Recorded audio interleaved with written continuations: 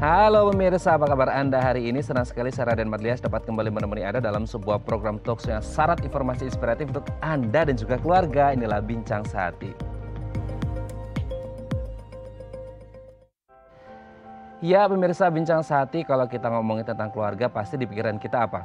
Ayah, ibu, anak, seperti itu ya. Itu udah template banget lah ya di masyarakat kita seperti itu. Tapi mungkin kalau Anda suka browsing beberapa waktu belakangan itu ada fenomena namanya child free, alias pilihan untuk tidak memiliki anak. Nah sebenarnya pilihan tidak memiliki atau memiliki anak ini seperti apa sih dampaknya pada kehidupan kita? Inilah topik yang akan kita bahas hari ini, yaitu pilihan memiliki anak. Nah kalau ngomongin tentang anak pemirsa, apalagi sudah 1,5 tahun gitu ya anak kita, mungkin sekarang ada yang sudah mulai tatap muka tapi baru sebagian kecil gitu ya. Sebagian besar masih melakukan belajar daring. Nah sebenarnya apa saja sih yang bisa kita lakukan untuk mendampingi anak belajar daring?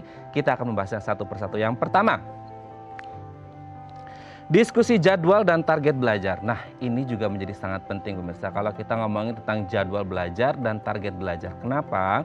Satu, dari jadwalnya. Jadwal ini juga menjadi sangat penting ya, karena anak-anak juga tetap harus rutinitasnya terjaga dengan baik. Semisal, kalau sekolah berangkat jam 6:30, jam 7 sampai sekolah, ya berarti jam 7 di rumah juga harus mulai aktivitas gitu ya. Kemudian target belajar juga menjadi sangat penting.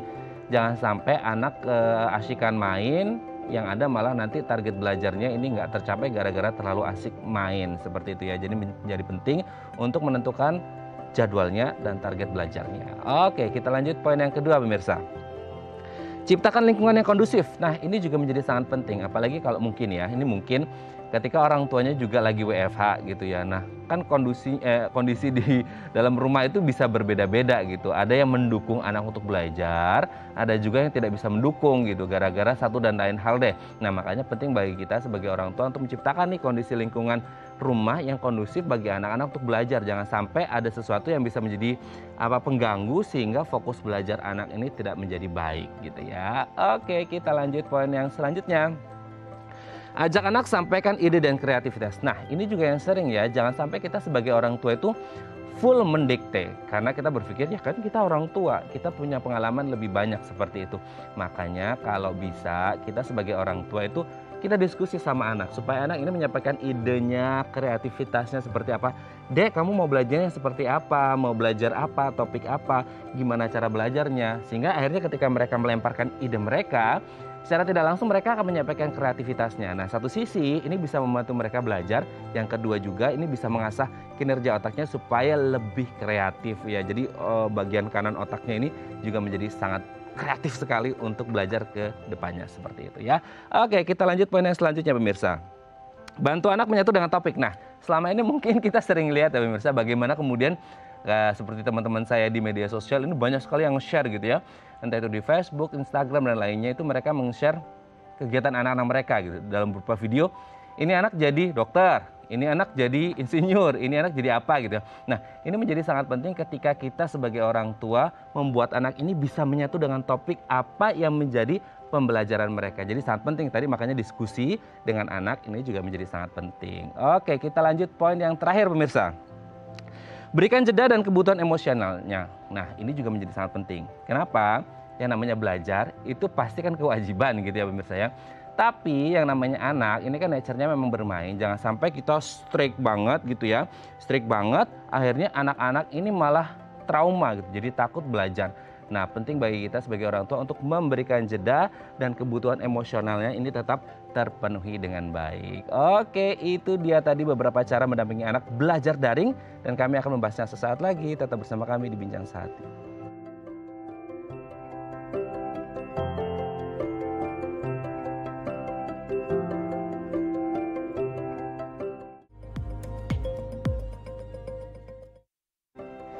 Baik, Anda masih bersama kami di Bincang Sehati. Tadi di segmen sebelumnya kita sudah membahas bagaimana sih cara mendampingi anak belajar daring. Mungkin sebagian kecil sudah ada yang masuk, tapi sebagian kecil banget ya pemirsa ya. Sebagian besar masih belajar daring. Mungkin udah kehabisan ide nih para orang tua gitu ya. Udah 1,5 tahun Pak, bingung mau ngapain lagi gitu ya.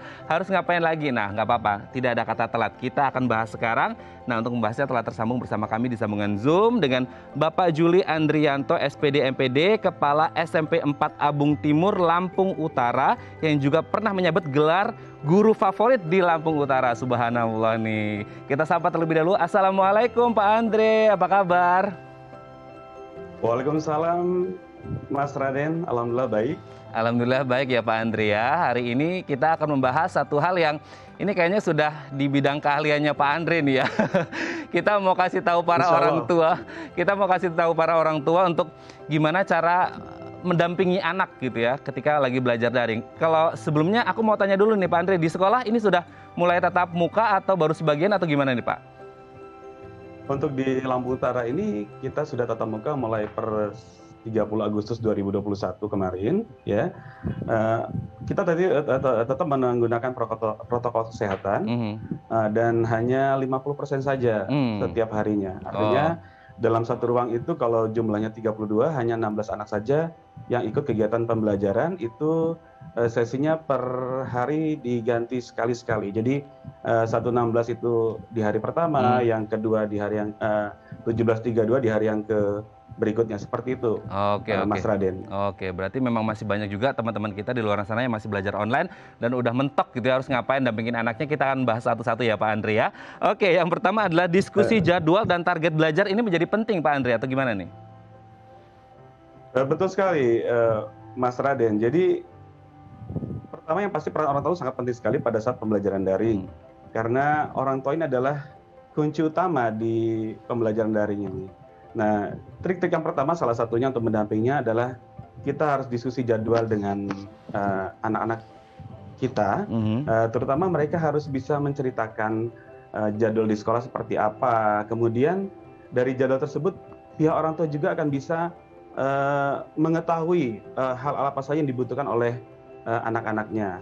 Nah, selain itu, setelah ada diskusi dengan orang tua dan anak bahwa oh ternyata jadwal di sekolah seperti ini, kebutuhannya seperti ini, maka yang kedua orang tua bisa menggunakan target belajar, di mana target belajar ini juga harus ada diskusi dengan anak-anak. Jangan sampai nanti anak-anak terlalu ditekan sehingga mereka merasa sangat berat dengan target yang diberikan oleh orang tua. Artinya tetap orang tua memberikan target mingguan kepada anak yang nantinya anak-anak akan mempunyai kemampuan untuk mencapai target tersebut dan ada kebanggaan ketika mereka mencapai target itu. Seperti itu Mas Raden. Karena akhirnya hasil dari diskusi tadi adalah anak yang mencoba untuk memberikan target kepada diri mereka sendiri gitu ya Pak Andre ya. Sehingga mereka tidak merasa terbebani ketika targetnya ini yang men-set adalah orang tuanya. Jadi ketika mereka berhasil mencapai target itu ada kebanggaan dan rasa percaya diri gitu ya Pak Andre ya, berarti ya. Betul sekali Mas Raden, karena target belajar ini kan tidak harus betul-betul dari orang tua, karena ada kaitannya dengan sekolah. Pihak sekolah kan punya kurikulum. Nah, kurikulum itu akan disampaikan kepada anak-anak, batasannya seperti apa. Kemudian anak-anak menyampaikan dengan orang tuanya, sehingga orang tahu bahwa yang dibutuhkan anak-anak seperti ini. Timbul sebuah kesepakatan, oh ini target mingguan yang harus mereka dapatkan, dan mereka akan bangga dengan target-target yang mereka capai. Seperti itu, Mas Raden. Ya, jadi ada kebanggaan tersendiri. Ini catatan bagi orang tua, jangan mendikte ya, gitu. Kamu harus begini Kak, kamu harus begini gitu ya. Tapi diskusi. Yang selanjutnya nomor 2 nih Pak Andre, ciptakan lingkungan yang kondusif. Lingkungan yang kondusif ini seperti apa dan gimana cara menciptakannya nih Pak Andre? Ya, yang pasti itu sangat penting sekali. Karena dengan lingkungan yang kondusif dan nyaman itu akan membuat anak-anak tuh lebih merasa dilindungi di rumah, apalagi dalam hal belajar daring ya. Terutama mereka akan mempunyai sesuatu yang lebih enak ketika mereka belajar daring. Nah, tapi perlu diingat, kita juga harus kenal dengan anak-anak kita, apakah hal-hal yang bisa mendukung fokus ke anak-anak, apa pula hal yang bisa mengganggu. Nah, ketika kita sudah tahu bahwa hal ini mengganggu anak-anak, kemudian ini bisa meningkatkan fokus mereka, maka akan menciptakan lingkungan yang kondusif. Contoh umpamanya, kan tidak semua anak-anak itu belajarnya harus tenang. Mungkin ada yang mendengarkan musik secara musik yang lebih slow ya, sambil mendengarkan musik secara pelan. Nah, itu boleh-boleh saja ketika belajar daring. Tapi ada anak-anak yang ternyata kalau mendengarkan musik mereka tidak bisa konsentrasi sama sekali. Nah, itu sebagai orang tua, masyarakatnya harus tahu bahwa dengan kita tahu hal apa saja yang mendukung, kemudian hal apa saja yang mengganggu mereka, maka kita bisa menciptakan lingkungan kondusif yang nyaman di rumah, sehingga anak-anak belajar daring juga lebih menikmatinya dan bisa mencapai target yang diinginkan. Nah, Seperti itu, itu Mas Raden. dia. Berarti ini lagi-lagi PR orang tua ya, Pak Andrea, untuk mengetahui anak ini bisa konsentrasi, fokus pada bidang apa dan tidak konsentrasi kalau ada apa gitu ya. Gitu. Jadi memang Betul. menjadi PR juga bagi orang tua ya. Oke, kita lanjut poin yang selanjutnya nih, Pak Andre. Ajak anak sampaikan ide dan kreativitas. Nah, gimana nih maksudnya nih, Pak Andre? Ya, yang pasti setiap anak pasti punya ide dan kreativitas. Betul. Ya, walaupun ide-ide mereka yang terkadang menurut kita itu biasa, tapi menurut mereka itu luar biasa. Jadi kita sebagai orang tua jangan pernah mematahkan ide-ide mereka. Jadi ketika mereka gagal menyampaikan idenya, justru kita akan memancing mereka untuk lebih bisa menyampaikan ide-ide yang lain, sehingga mereka lebih bisa menyampaikan ide dan lebih menyampaikan kreativitasnya. Seperti itu, Mas Raden. Oke, karena ini juga mungkin pengalaman Pak Andre sendiri juga ya. Selain sebagai seorang pendidik, seorang kepala sekolah juga, ada anak juga di rumah yang harus kemarin juga sempat belajar daring mungkin ya, yang harus benar-benar diskusi sama anak, menyampaikan ide dan kreativitasnya. Pak Andre gimana tuh?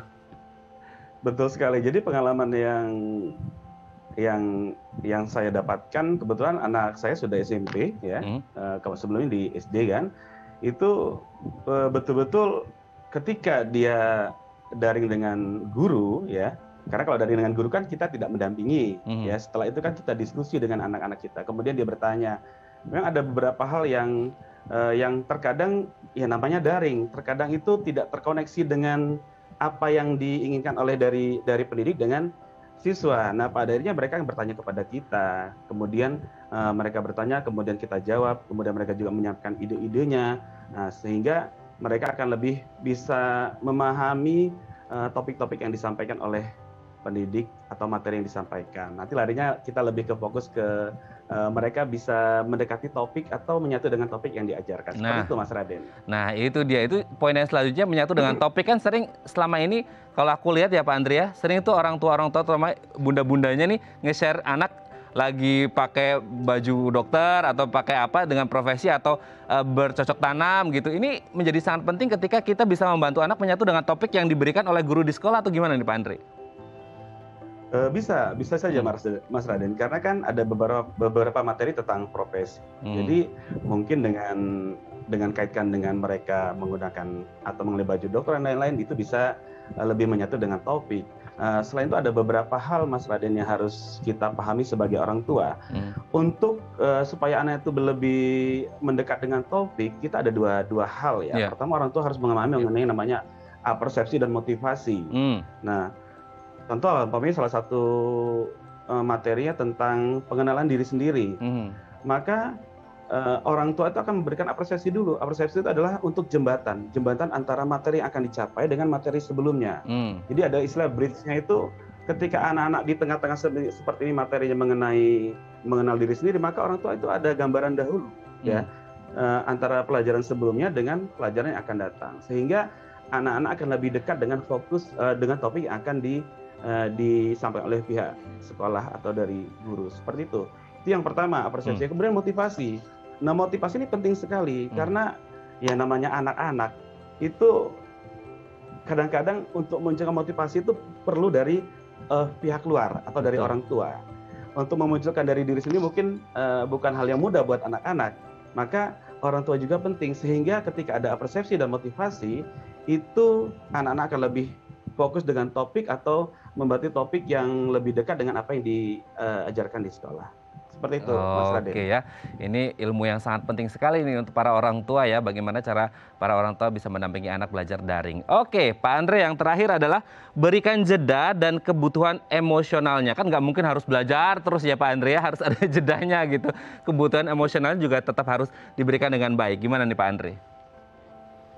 Ya, Mas Raden, jadi betul sekali, anak-anak juga punya hak untuk istirahat, hak untuk bermain, ya, hak untuk mungkin untuk makan dan lain-lainnya.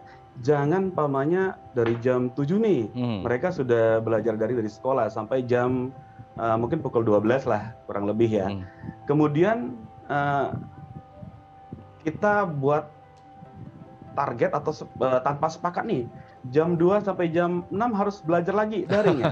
Jangan seperti itu juga. Iya, iya. Mereka punya hak. Jadi ketika mereka kita sudah sepakati dengan anak-anak kita, umpamanya setelah jam 4 kita dengan orang tua dan anak ya membahas materi-materi yang diajar oleh daring tadi, maka ketika mereka sudah mulai lelah ya, mungkin mulai tidak nyaman dengan pelajaran tersebut karena sudah terlalu banyak materi yang disampaikan pada hari itu, maka mereka juga berhak untuk istirahat. Berikan waktu mereka untuk istirahat. Kemudian kalau perlu mungkin namanya anak-anak, umpamanya Bapak Ibu saya ingin nonton film kartun ini, silakan saja seperti itu. Karena itu suatu bentuk kebutuhan sosial mereka untuk supaya ketika belajar lagi mereka lebih fresh. Begitu Mas Raden. Oke ya, jadi memang anak-anak ini juga perlu hiburan juga lah ya di tengah-tengah padatnya jadwal daringnya mereka gitu ya Pak Andre ya. Terakhir mungkin Pak Andre, ada nggak yang ingin disampaikan kepada seluruh orang tua di seluruh Indonesia yang menonton acara kita pada pagi hari ini, yang mungkin udah mulai tatap muka, ada yang online juga, ada yang daring, apa yang disampaikan supaya orang tua dan anak-anak ini tetap semangat belajarnya gitu? Ya, baik Mas Raden, terima kasih. Pembelajaran daring ataupun pembelajaran luring itu sama pentingnya. Orang tua berperan penting di pembelajaran tersebut karena orang tua adalah pendidik utama yang ada di keluarga. Mari kita dukung anak-anak kita supaya menjadi generasi hebat di masa yang akan datang. Seperti itu, Mas Raden. Wah, sangat luar biasa. Saya boleh tepuk tangan dulu Pak Andre ya, sangat luar biasa. Ini menyemangati para orang tua yang sudah mulai desperado ini. Kita udah mulai putus asa, aduh harus ngapain lagi gitu ya. Yang harus mendampingi anaknya belajar daring, harus gimana lagi, saya udah pusing gitu. Nah, hari ini kita sudah membahasnya. Semoga ini bisa bermanfaat untuk para orang tua dan juga anak-anak di rumah. Baik, terima kasih Pak Juli Andrianto SPD MPD, Kepala SMP 4 Abung Timur Lampung Utara, yang juga pernah menyabet gelar guru favorit di Lampung Utara. Terima kasih Pak Andre, sehat terus, salam untuk keluarga di rumah dan teman-teman di sekolah. Selamat pagi Pak Andre, Assalamualaikum. Selamat pagi Mas Raden, waalaikumsalam. Baik pemirsa, selanjutnya kita akan membahas tema kita hari ini. Bagi Anda yang memiliki pertanyaan seputar tema kita hari ini, Anda bisa menghubungi kami di nomor 021 290 32644 atau DM Instagram kami di @bincangsahatidayatv. Kami akan segera kembali.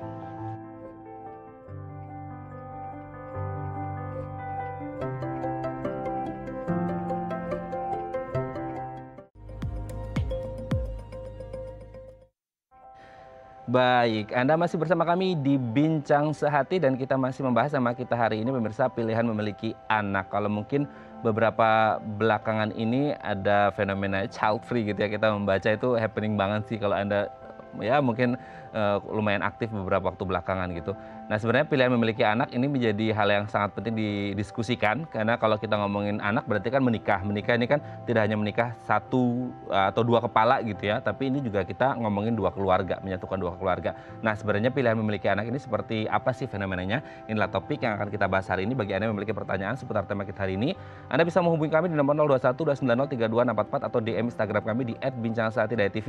Nah untuk membahasnya telah tersambung bersama kami di sambungan Zoom dengan Dr. Adi Wibowo Nur Hidayat SPKJK MPH, spesialis kedokteran jiwa dari Rumah Sakit Metropolitan Medical Center. Assalamualaikum, selamat pagi Dr. Adi, apa kabar? Waalaikumsalam, selamat pagi, alhamdulillah baik Mas Raden. Alhamdulillah, semoga kita semuanya diberikan kesehatan ya dok ya, dan pandemi segera usai. Amin. Udah kangen ini kayaknya jalan-jalan sama keluarga.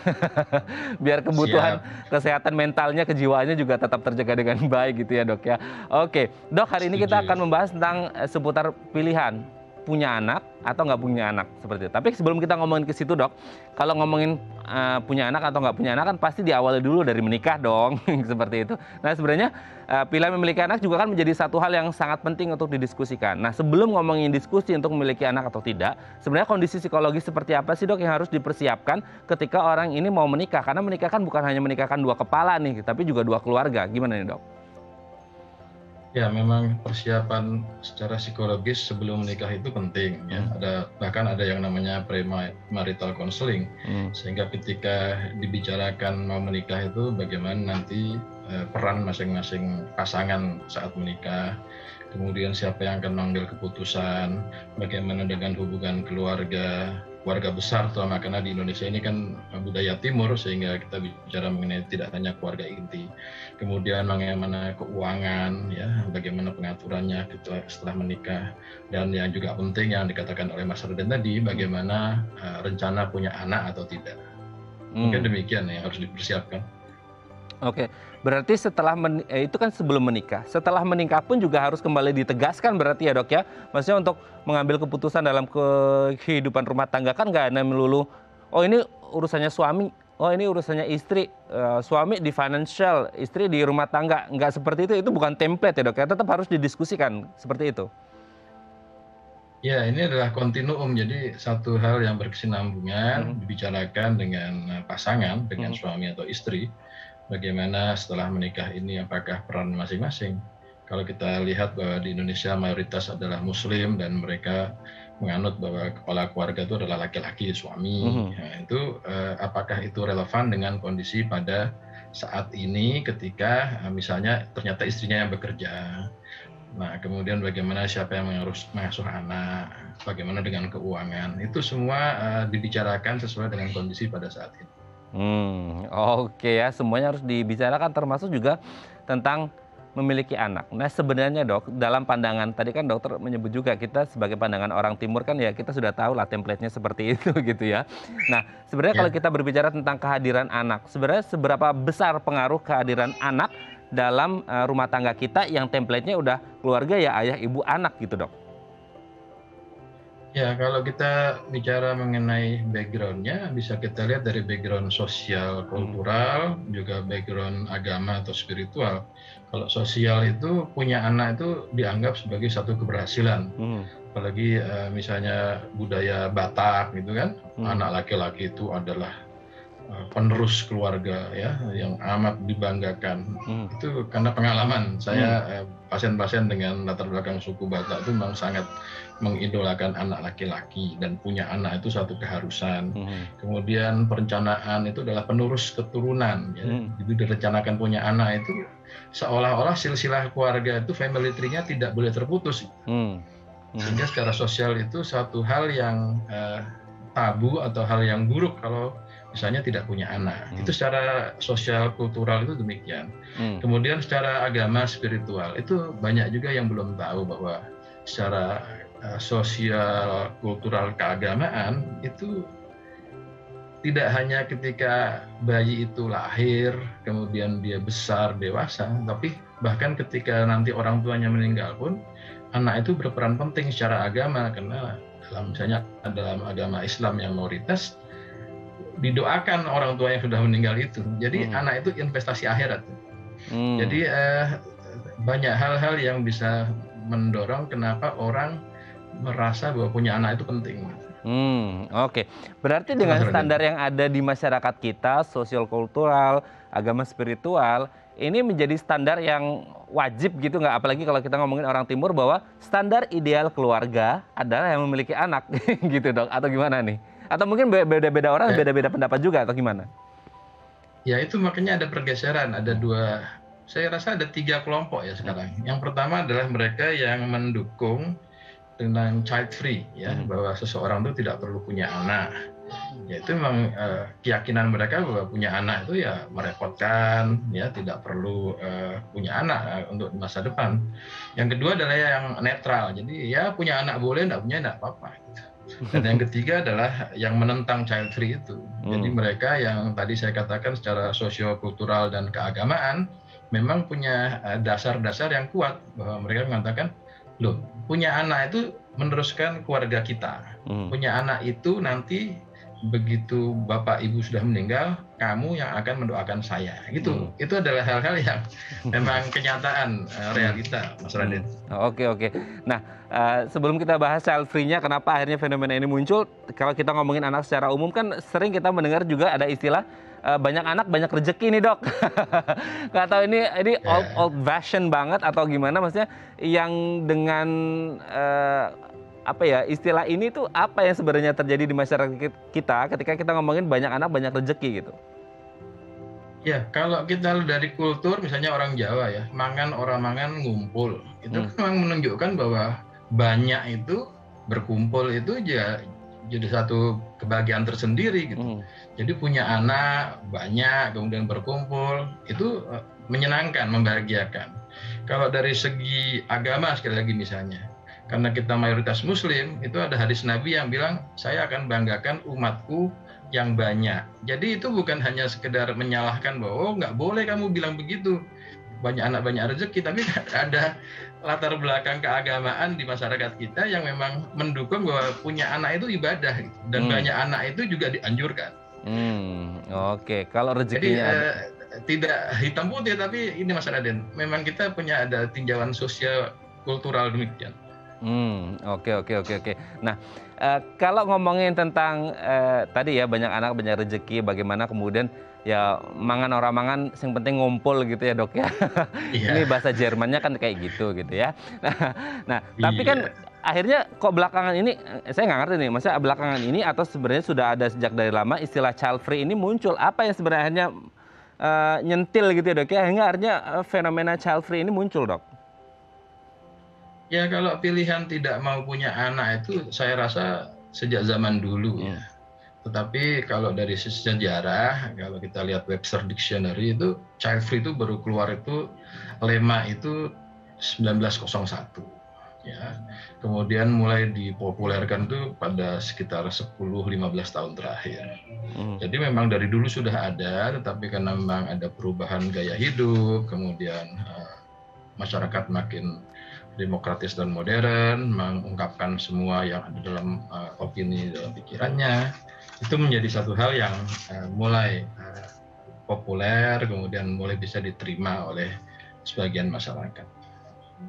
Oke, Dok, ini nanti mungkin kita akan bahas di segmen selanjutnya, apakah kemudian fenomena child free ini menjadi hal yang digandrungi oleh kaum milenial yang menjadi kaum yang paling disorot saat ini sebagai bonus demografi yang sangat luar biasa di Indonesia, sehingga akhirnya pengaruh-pengaruh tentang child free ini muncul, atau sebenarnya memang ini sudah ya udah kehidupan yang lumrah yang terjadi di kehidupan sosial kita gitu ya, Dok. Nanti akan kita bahas di segmen selanjutnya. Baik pemirsa, bagi Anda yang memiliki pertanyaan seputar tema kita hari ini, Anda bisa menghubungi kami di nomor 021 290 3244 atau DM Instagram kami di @bincangsahatidayatv. Kami akan segera kembali.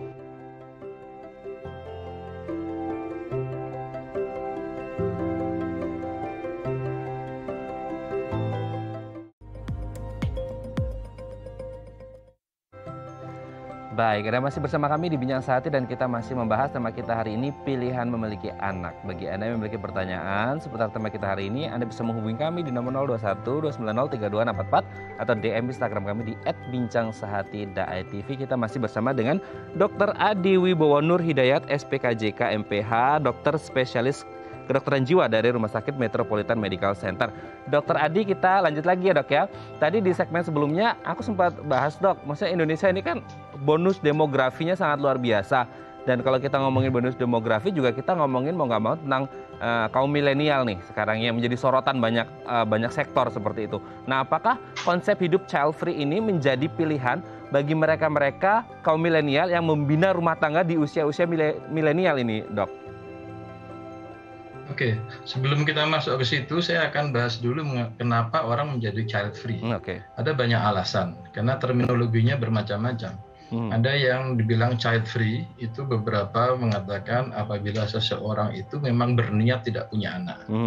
Tapi ada juga yang namanya childless. Nah, itu termasuk mereka yang punya penyakit, yang tidak bisa punya keturunan, atau pasangannya bisa menularkan misalnya talasemia dan penyakit lain kepada istri atau suaminya, sehingga memutuskan tidak punya anak.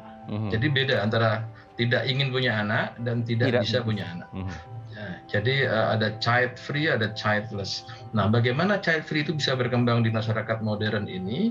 Banyak juga faktornya. Misalnya karena saya pernah tinggal di Belanda dan Amerika Serikat, di sana di negara-negara maju itu ada dukungan misalnya dari pemerintah mengenai kehidupan, living expenses sampai nanti tua. Jadi ketika secara sosiokultural mereka merasa bahwa nanti kalau saya tua nanti akan ada yang mengurus saya, yaitu dari pemerintah itu akan menjamin. Jadi dia merasa tidak perlu punya anak. Itu pertama. Jadi ada dukungan secara politis dari pemerintah bahwa tidak apa-apa tua dan kamu akan aman-aman saja bahkan bila tidak punya anak. Yang kedua, pandangan bahwa anak itu bikin repot. Itu dari masyarakat modern merasa enggak maulah punya anak. Bagaimana saya bisa mengatur karir saya, kerja saya, kemudian dengan kehidupan pribadi saya, lebih baik tidak punya anak. Yang ketiga adalah memang itu keinginan dari pasangan. Jadi pasangan juga berperan bahwa saya tidak mau punya anak, kalau kamu mau nikah sama saya atau jadi partner saya, lebih baik kita tidak punya anak. Dan hal-hal demikian itu bisa berakibat juga pada perencanaan keuangan. Misalnya biaya punya anak itu besar. Dari lahir sampai bayi, sampai besar, sampai dewasa itu besar. Nanti kuliah bagaimana? Setelah dihitung-hitung, lebih baik tidak punya anak. Jadi itu adalah alasan-alasan kenapa sekarang, Mas Raden, orang berpikir, oke, kita child free. Itu yang menjadi alasannya. Oke. Lalu apakah kemudian golongan yang paling rentan adalah golongan kaum milenial ini, Dok, yang memang ya mungkin karena masih muda juga, akhirnya terbawa arus dengan fenomena yang lagi happening, atau karena tadi kesibukan yang kayaknya udah deh happy-happy aja masa muda, nggak usah bikin punya anak soalnya tadi repot juga, beban juga gitu, Dok. Gimana tuh? Ada satu studi di Michigan, di Amerika Serikat, yang meneliti bahwa fenomena child free itu beberapa tahun lalu itu hanya di bawah 10%. Jadi kira-kira 10-15 tahun lalu. Tapi saat ini mereka yang memutuskan untuk tidak mau punya anak itu ada 1/4-nya, 27%. Wow. Jadi memang ada peningkatan keinginan untuk tidak punya anak di dunia, termasuk di negara-negara lain, ya, di Taiwan, ya, di Vietnam, kemudian di Eropa. Kemudian di Indonesia sendiri, ketika saya melihat fenomena ini, saya baca beberapa artikel juga ada yang kelompok child free di Jakarta, ya, anggotanya 300 orang, ya. Mereka memutuskan untuk tidak punya anak. Tapi ada juga yang saya lihat backgroundnya memang ada juga yang childless. Mereka punya penyakit, kemudian pasangannya ada juga yang bisa menularkan penyakit genetik, itu memutuskan tidak punya anak. Jadi dunia berubah dan pandangan orang tentang anak juga berubah, Mas Raden.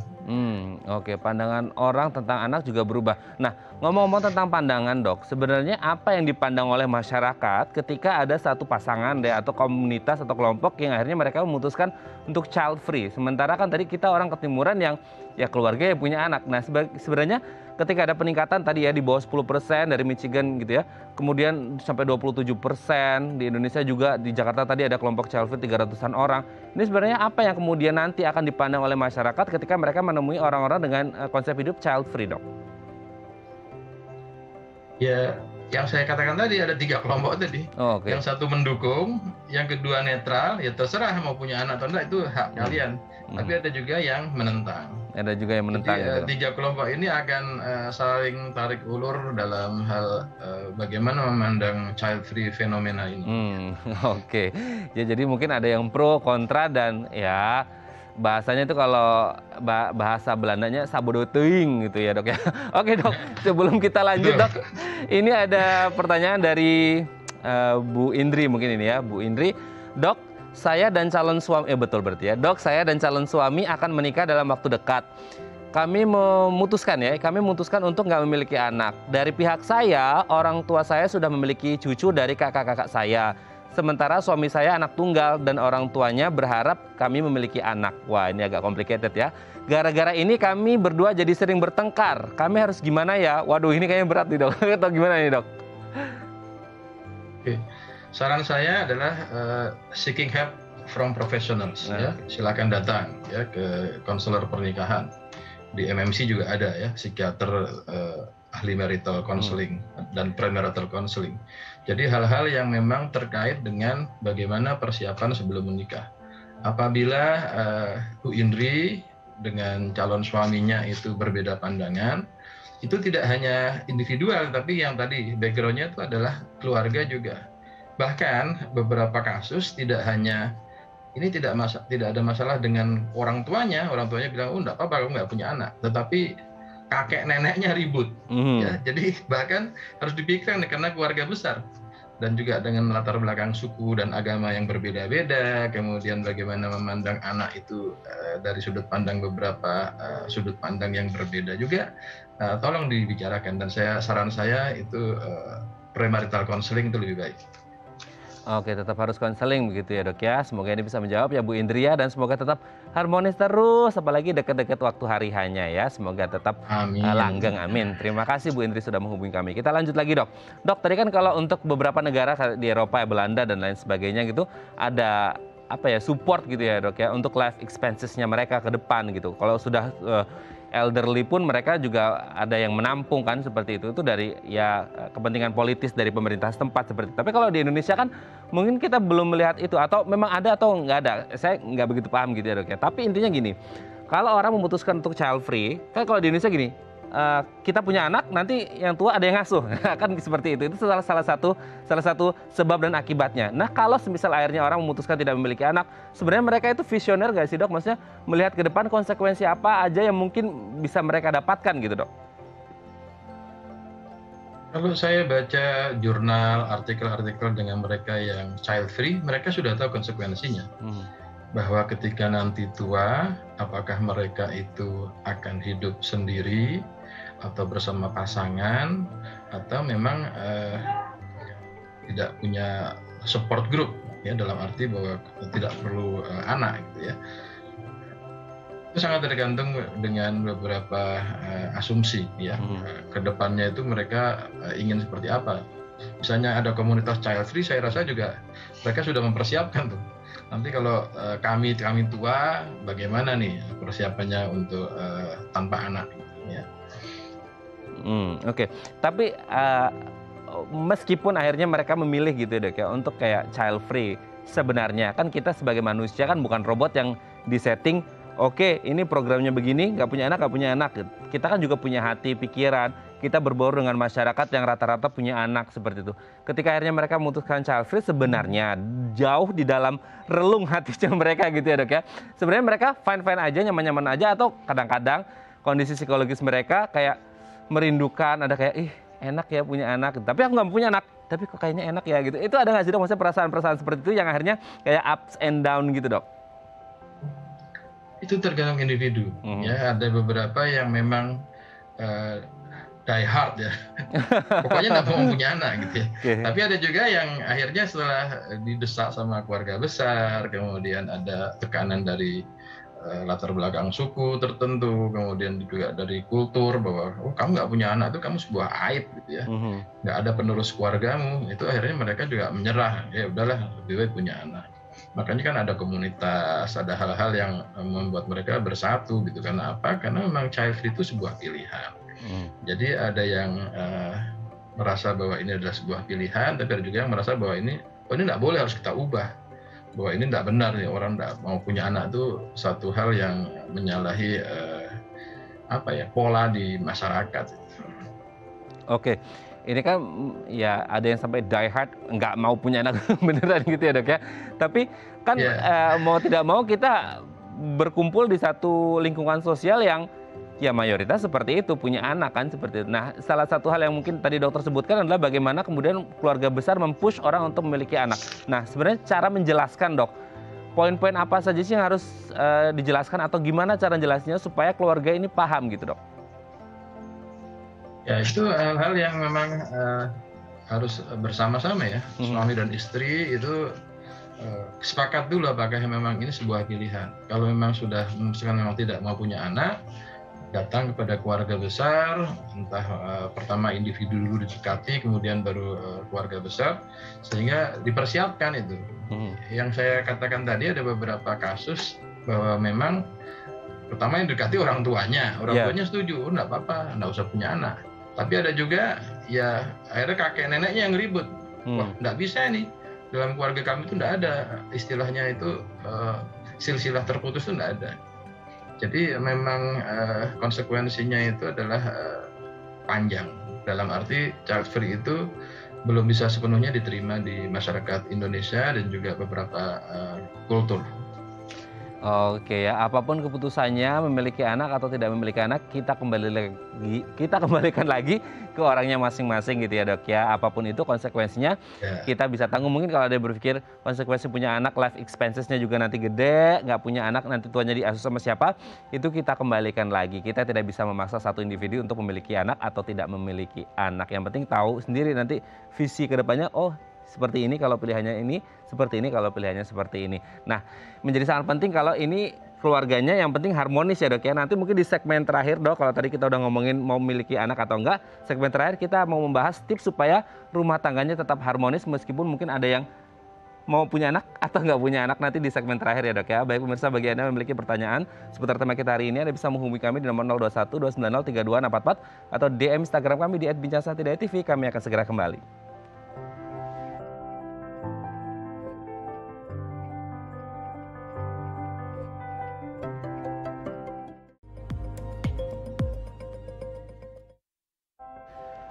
Baik, Anda masih bersama kami di Bincang Sehati. Kita masih bersama dengan Dr. Adi Wibowo Nur Hidayat, SPKJK, MPH, dokter spesialis kedokteran jiwa dari Rumah Sakit Metropolitan Medical Center. Dr. Adi, di segmen terakhir ini kita akan membahas ya, kalau tadi di segmen sebelumnya kita udah ngomongin, aku mau punya anak, kamu nggak punya anak, gimana cara mengatasinya, itu sudah terjawab gitu ya. Nah di segmen terakhir ini kita akan mencoba membahas kalau memiliki anak atau tidak, ini kan keputusan yang sangat besar. Jangan sampai keputusan yang sangat besar ini dengan beda-beda pendapat, baik dari sesama pasangan ataupun dari pihak keluarga, membuat rumah tangga ini tidak harmonis. Itu harapan kita adalah harmonis ya, seperti itu. Nah, gimana caranya membuat keluarga tetap harmonis? Kita bahas satu-satu ya dok ya. Yang pertama adalah jujur dan terbuka dengan pasangan. Penting ya dok ya, atau gimana nih? Ya, itu penting karena trust, kepercayaan, kemudian keterbukaan, apa yang ingin dicapai dalam keluarga itu harus dibicarakan dengan pasangan. Oke. Termasuk juga pilihan memiliki anak ya dok, harus tetap dibicarakan baik-baik gitu ya. Apapun konsekuensinya, tidak hanya pilihan memiliki anak, mungkin faktor-faktor yang lain dalam keluarga juga harus tetap didiskusikan dan terbuka ya. Karena ini ngomongin keluarga nih, bukan kehidupan individu masing-masing ya dok ya. Ya, ini jadi kasus seperti Bu Indri tadi sampaikan ya. Misalnya dari pihak keluarganya Bu Indri dengan keluarganya calon suami itu berbeda kan, dan itu harus dibuka di awal gitu, bahwa komitmennya apa ketika mau menikah, kemudian apakah mau punya anak atau tidak. Jangan sampai nanti setelah menikah baru bicara bahwa sebenarnya saya nggak mau punya anak, ribut. Malah ribut, pokoknya dari awal banget ya gitu, harus ditentukan niatnya mau kemana. Mau gitu punya anak, kemudian jumlahnya berapa, dibicarakan. Oke. Mau punya anaknya sistem regu tim bola basket atau sepak bola gitu ya. Ya, Oke. Jadi banyak ya. Oke, selanjutnya adalah ciptakan suasana yang menyenangkan di dalam keluarga, di dalam rumah tangga. Kondisi yang menyenangkan versi rumah tangga yang harmonis ini seperti apa sih dok sebenarnya? Ya, yang menyenangkan dunia dan akhirat. Dunia itu dalam Amin. Ya, happy, karena home sweet home di rumah itu menyenangkan. Kemudian sesekali bepergian, dan kemudian bagaimana dengan ibadah ya, misalnya ke gereja, ke wihara, ke masjid bersama-sama, ngaji bareng, itu sesuatu yang ya menyenangkan saja, happy ya. Wah, sangat luar biasa ini. Ini harus ditonton oleh pasangan-pasangan yang lagi ngambek-ngambekan nih. Gitu ya dok ya. Ngomongin ngambek-ngambekan, poin yang ketiga adalah hindari sikap emosional dan egois. Nah, ini kan dua badan, dua otak, dua kepala, dua kepribadian nyambung jadi satu dok. Otomatis kita, ya kadang-kadang kita self-love kita, selfishnya kita itu kebangetan gitu. Muncullah rasa ya gengsi lah, egois, emosional segala macam. Nah, gimana supaya tetap bisa balance ini dok? Ya, akan secara terus-menerus saling memahami pasangan. Jadi kalau memang pasangannya itu emosional, ada baiknya sing waras ngalah, gitu kan. Jadi tidak ribut ngotot bahwa ini kemauannya harus sama-sama dipenuhi, harus ada kompromi, dicari jalan keluarnya, titik tengahnya, gitu. Karena kalau tidak akan ini jangka panjang itu tidak baik, karena ada yang emosional sampai ada yang secara verbal, ada yang sampai memukul. Karena beberapa kasus yang saya tangani itu dengan KDRT itu juga sama, tidak ada yang bisa dibicarakan di antara pasangan, sehingga akhirnya jalan keluarnya dengan pemukulan, ditendang, dihajar. Itu hal-hal yang tidak sebenarnya bisa dihindari. Oke, bisa dihindari ya dok ya. Nah, bisa dihindari itu kan memang sudah ditentukan dari awal, udah ngobrol dari awal gitu ya, bahwa saya orangnya seperti ini juga. Nah, selain ngomongin tentang bagaimana menjaga emosi masing-masing, juga kita harus ngomongin jangka panjang, karena menikah kan juga untuk komitmen jangka panjang ya dok ya. Penting berarti ya untuk misal setahun lagi, 2 tahun lagi, 5 tahun lagi, 10 tahun lagi, penting nggak untuk membuat jangka panjang kita nanti merit seperti ini loh sayang gitu. Oh, ada sayangnya nih sekarang. Gimana tuh dok? Ya kalau sayang-sayangan ya semuanya kan endah semuanya ya, enak semuanya ya. Jadi komitmen jangka panjangnya nanti tahun depan mau ngapain, kemudian nanti punya anak atau tidak, kalau anaknya besar mau kemana sekolahnya, kemudian nanti mau bikin rumah atau tidak, apakah tetap ngontrak atau beli rumah sendiri, nyicil, itu semuanya bisa dibicarakan untuk komitmen jangka panjang. Apakah nanti mau umroh atau pergi haji, atau nanti mau ke bepergian ke luar negeri, jalan-jalannya kapan, itu kan bisa dibicarakan. Jadi ada perencanaan hal-hal yang secara harian, ada yang dibicarakan jangka panjang dalam arti investasi, bagaimana perencanaan keuangan, itu kan semua ada plannya, ada planning. Ada plannya. Pokoknya intinya apapun yang dilakukan di keluarga, ini kita sudah menikah, 2 hati menjadi satu ya, bahasanya pagi udah melo-melo nih. 2 hati jadi satu, intinya utamakan kebersamaan gitu ya dok ya. Terima kasih Dr. Adi sudah berbagi bersama kami pagi hari ini Bincang Sehati. Semoga ini bisa membantu para keluarga kita, para suami istri. Semoga ya keluarganya, rumah tangganya semakin harmonis dan bahagia. Bila memiliki anak, itu kembali lagi ke Anda. Terima kasih Dr. Adi, sehat-sehat terus. Salam untuk keluarga di rumah dan teman-teman di rumah sakit. Selamat pagi, Assalamualaikum Dr. Adi. Waalaikumsalam warahmatullahi wabarakatuh. Salam sehat. Salam sehat selalu. Terima kasih dok. Baik pemirsa, bagi Anda memiliki kritik dan saran, Anda bisa menghubungi kami di nomor 0889 8100 5000 atau Anda bisa follow media sosial kami di @bincangsehati.tv dan tetap disiplin prokes 6M. Saya Raden Matlias pamit. Sampai jumpa dan selamat beraktivitas.